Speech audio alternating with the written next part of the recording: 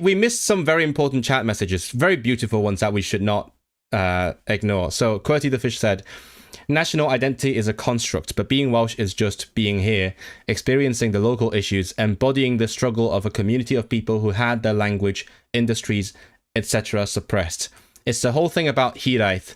You can't be Welsh if you don't feel at least a little like you are faking it, like you're trying to pull together a semblance of a coherent identity. Oh, that is so sweet. Thank you. It is very complex, but also very, yeah, it's true. It is trying to put very complicated definitions and feelings into this short message. So thank you for saying that, Qwerty the Fish. Yeah, I think it is quite similar in Scotland as well, because people have the thing called the Scottish cringe. Like they feel a bit cringe if they're being too proud of being Scottish. I think there's some level of similarity to that. Does everyone know what Hiraeth is here? What is your understanding of Hiraeth, Melody? Oh, that's the hardest test so far. Why do you give me so many tests today? You... I'll let you explain it. I don't want to say anything wrong. Have you heard of Hiraeth? I think so. Yeah, you've seen it in like I don't know, souvenirs, right? Probably. Yeah. Okay, everyone who knows. Wait, Orange Barnacle don't know what is Hiraeth? It is what people that's what people say is very Welsh. I mean no, that's okay, that's a whole different thing. But like it's like longing, like you remember something from a long time ago, or from like somewhere very distant, and you miss it. It's like missing somewhere, and that's what people say is very Welsh, because you know, partly because of the geography, but people miss the time or a place from a very distant. I'm not explaining it very well, because I guess it's not like natural to me, but that's what I'm told it means: a longing for a distant time or place. If anyone has a better explanation, nostalgia. I mean, that's what I understand it to be, but people say it's very unique. So I don't know. People who think it is important to Welsh culture may explain it a bit better, but better. That's the weird way of saying better. Nostalgia. But I think it's both time and place, no? Maybe? Yeah. Support to Hong Kong. Qwerty the Fish.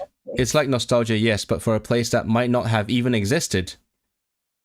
Wait, hold on.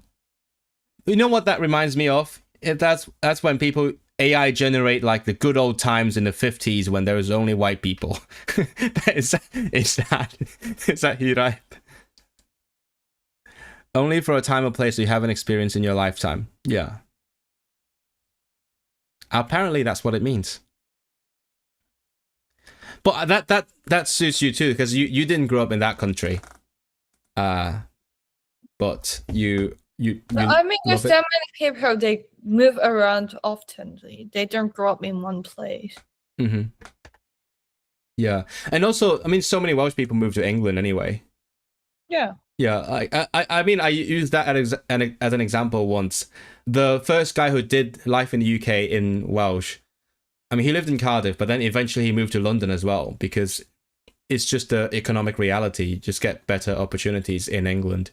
Maybe that's why people have this sense of Hiraeth, of missing your homeland, of missing a time from earlier, I guess.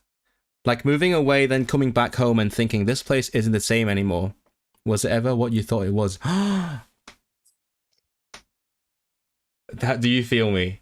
When you go back home after a while, and then it's just not the same. Can we go back home? Well, that's a... But I probably, yeah, I mean, I haven't been in Hong Kong for ages. And I've seen lots of changes through the internet and through the eyes of my family and friends. And I think if I were to go back now, I wouldn't recognize lots of the things. not just the culture, not but also like everything. Like lots of, I mean, look, the shops have changed, the way people live and interact has changed. I heard about there's more Chinese flag on the street right now. That, I guess, partly, but there is more English flags on the streets here now. And I think that like there's more people speak in Mandarin rather than Cantonese. Yeah, so maybe you have Hiraeth. Maybe we do. Feeling like home doesn't exist anymore. Oh, I can relate to that. Yeah. I left Hong Kong for the last time in 2020. And back then I felt like I didn't have a home anymore.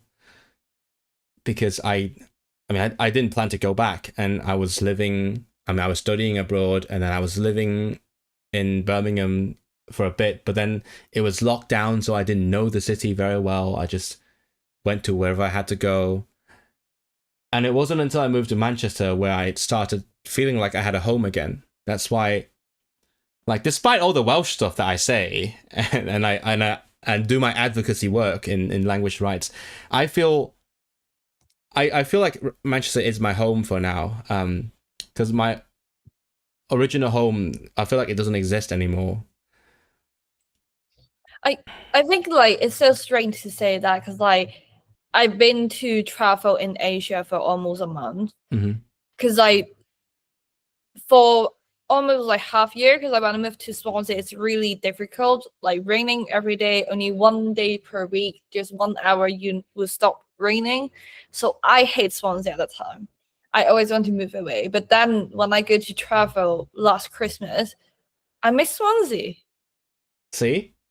And I'm like, what the hell? And I feel like so many things change. I start thinking about like I look at the like currency. I would think about the pound, GBP rather than HKD, and then it's like 17 degree. Normally, when I was in Hong Kong, I need to get on a coat, and then I found it so hot. I have to wear a t-shirt, and then the old lady looks at me like, "Girls, aren't you not cold? Do you need more jacket? I can have an eye of you. You can take your jacket out." I'm like, no, I found this really hot right now. And then they like, how do you do that? I'm like, maybe I'm from UK. And then whenever people like know I'm Hong Konger, they try to ask me about Hong Kong, and I have to explain that like, yeah, I'm a Hong Konger, but I moved to UK already. I haven't been home for so long, and then that feeling is so strange, you know. Yeah, I know exactly what you mean. It's like your reference has moved, right? The way you think about certain things. Because I don't know when did I started using GBP as the default? Because like now, let's say I look at like US dollars, I'm like, okay, so it's around this amount in pounds. Yeah, that's what as well. Yeah, I guess like it's when you're too used to just seeing prices in pounds. Like for example, buy a new phone, because I just did. You buy a new phone, and then your concept is, oh, it's around £700, rather than it's around 7,000 Hong Kong dollars. So when you see, let's say, I don't know, you see a price for something in USD, you're like, oh, so it's around half as much as a phone in the UK, right? So your framework of reference has shifted towards something else, and also the way you feel, the weather. It's like feels a bit disconnected with Hong Kong, to be fair. Yeah. Like I start to think like people complain about they have to OT or stuff, and then me, it's like my boss always tell me to take a day off. You mean work overtime? Yeah, it's the culture. Yeah, I mean, I have never worked full. I mean, I have done internships in Hong Kong, but I haven't had like a real job in Hong Kong. So I haven't really experienced most of the things that people talk about in like working life in Hong Kong. Whereas I had talked to people about working in the UK. Like yesterday, I hung out with some friends of friends, and then we talk about how it's like to do different jobs. So I have a more intimate understanding of the working culture here. as well. So yeah, it's where are we going with this? Yeah, Hiraeth. That's a thing. It's That's like so you're topic. between places. Right, looking back through rose-tinted glasses and gaslighting yourself. That's fascinating and sad. Yeah, there is a bunch of this discussion about some counsellor in Oxfordshire, which has come up in my streams many times. At least how I understand it, which is why it's used as a term to refer to Welsh people's relationship with Wales, with the loss of the language identity. Oh yeah, that's a good. Yeah, that's true. Probably because people feel like their culture, like Welsh people feel like their culture is slipping away from them, like with the language disappearing, or with people diluting culture with English culture. People feel like what makes Wales is like going away. I feel like we can relate to that in Hong Kong, right? What is Hong Kong culture? It is slowly going away, and that feeling is Hiraeth. It's like if you look at some YouTube video, like some YouTuber do make content about the young, like teenager pop culture, and then you realize the wording they use is more like a Mandarin vocabulary. Yeah, and it's feel like, is that Cantonese? It doesn't sound like Cantonese at all. And then their like appearance, that how they dress up themselves, is more like a Chinese culture rather than Hong Kong. Yeah. And then like you see more often on their like costume, you see like Chinese flag. Yeah. See, the more we talk about it, the more I understand why we relate to Wales so much. Like you can see the same. Earlier, like I always talk about how I can see the parallels between Welsh and Cantonese in terms of the language, but the more you talk about the changes in culture, the more I understand why we feel it so much. Right? It's because you see the same things happening. It's being absorbed into the neighboring culture more and more. And yeah, I mean, again, it's partly the language, but also all the tiny things in daily life where you feel like you don't recognize your own place anymore. Yeah, I mean, I would never imagine, like, when I see 7-Eleven, I cry. When I go to Samgo, I cry. But then it feels different. It's like it feels familiar, but also so strange. Mm-hmm. Oh yeah, because you feel like you should know this really well, but also it is not like how you remember it, right? Like what Orange Barnacle said, gaslighting yourself. Yeah.